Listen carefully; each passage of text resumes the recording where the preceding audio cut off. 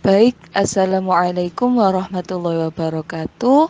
Saya akan mempresentasikan tugas mandiri mata kuliah leadership yang diampu oleh Ibu Dr. Insinyur Nikmatul Khairiyah MP dengan judul presentasi Kepemimpinan Transformasional. Materi yang akan saya sampaikan terdiri dari yang pertama, definisi kepemimpinan. Yang kedua, apa itu kepemimpinan transformasional.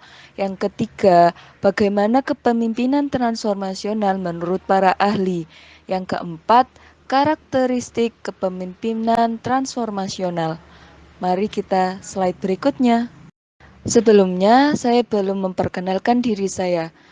Yang pertama, nama saya Melisa Isnaini, saya mahasiswa jurusan Agribisnis semester 6, kelas 6B dengan NPM 2180 1032 057. Materi ini dibuat untuk memenuhi tugas mandiri mata kuliah leadership yang diampu oleh Ibu Dr. Insinyur Nikmatul Khairiyah MP. Kalian sudah siap? Mari kita mulai. Yang pertama, kepemimpinan adalah sifat yang diterapkan individu yang bertindak sebagai pemimpin untuk mempengaruhi anggota kelompoknya dengan tujuan untuk mencapai sasaran dan tujuan bersama dari organisasi tersebut. Slide selanjutnya, jenis-jenis kepemimpinan. Untuk kepemimpinan yang kita ketahui, yang pertama, situasional, transaksional, partisipatif, dan karismatik. Untuk yang akan kita bahas adalah transformasional. Apa sih yang dimaksud dengan kepemimpinan transformasional? Kepemimpinan transformasional adalah tipe kepemimpinan yang dicirikan dengan orientasi pada perubahan progresif pengikutnya, seperti kegiatan yang dilakukan oleh pemimpin tersebut, seperti contoh, memberikan motivasi, memberikan skill, bagaimana menjadi seorang yang self-confidence, self-esteem atau harga diri itu bagaimana, dan budaya positif. Kegiatan tersebut dilakukan oleh seorang pemimpin dengan tujuan mendukung tercapainya tujuan bersama. Konsepsi kepemimpinan transformasional pertama kali dikemukakan oleh James McGregor Burns. Dia berpendapat, leaders and their followers rise one another to higher levels of morality and motivation. Jadi pemimpin dan pengikut mereka saling meningkatkan ke tingkat moralitas dan motivasi yang lebih tinggi.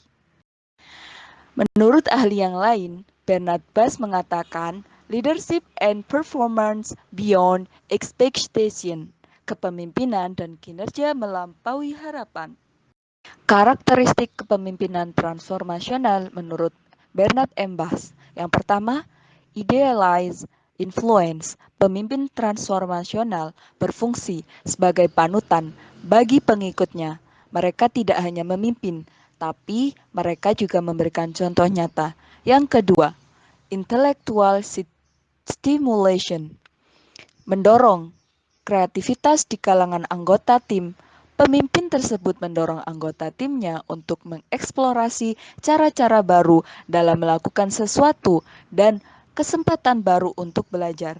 Yang ketiga, individualized consideration, yaitu menjaga jalur komunikasi tetap terbuka sehingga anggota tim merasa bebas untuk berbagi ide dan memberikan pengakuan langsung dari kontribusi unik dari setiap anggota tim. Karakteristik kepemimpinan transformasional menurut Avolio dan kawan-kawan terbagi menjadi 4.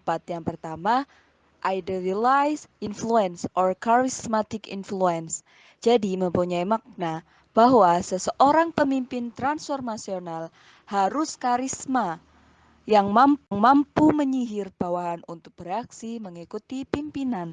Dalam bentuk konkret, karisma ini ditunjukkan melalui perilaku, pemahaman terhadap visi dan misi organisasi, mempunyai pendirian yang kukuh, komitmen dan konsisten terhadap setiap keputusan yang telah diambil dan menghargai bawahan. Dengan kata lain, pemimpin transformasional menjadi role model yang dikagumi, dihargai, dan diikuti oleh bawahannya.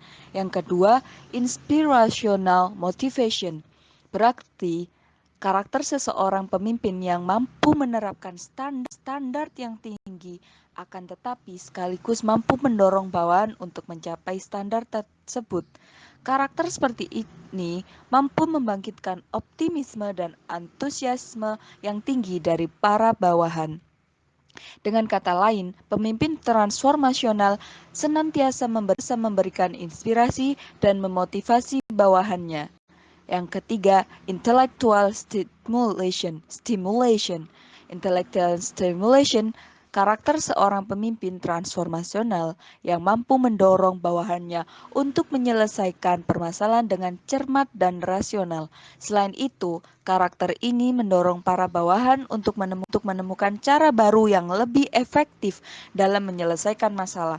Dengan kata lain, pemimpin transformasional mampu mendorong atau menstimulasi bawahan untuk selalu kreatif dan inovatif. Yang terakhir, individualized consideration. Berarti karakter seseorang pemimpin yang mampu memahami perbedaan individual para bawahannya.